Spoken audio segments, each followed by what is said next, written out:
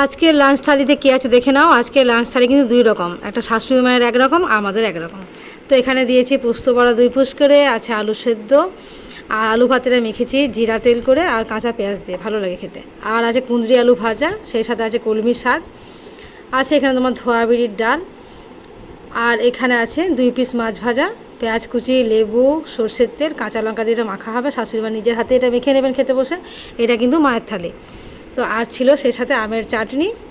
তো এই হচ্ছে টোটাল। আর আমাদেরটা অবশ্যই অন্যরকম। মাছ ভাজা মানে গন্ধরাজ লেবু দিয়ে চটকে খেতে বেশি ভালোবাসেন, ওই জন্য মায়ের জন্য এই বন্দোবস্ত। আর মাছ ভাজাগুলো আর রান্না করিনি। আর সেই সাথে ছিল টক দই। টক দই ছাড়া তো মায়ের মানে ভাতই ওঠে না এখন গরমের দিনে। তো যাই হোক চলো। আর সেই সাথে আছে এখন সিজনের আম পাকা, এটা রেগুলার এখন। আর এই হচ্ছে আমাদের থালি, মানে এটা আমার থালি। ওদের সবাইকে পরিপাটি করে সাজিয়ে দিয়েছি। আর ঘরের বউদের বা মাদের যা অবস্থা তাই।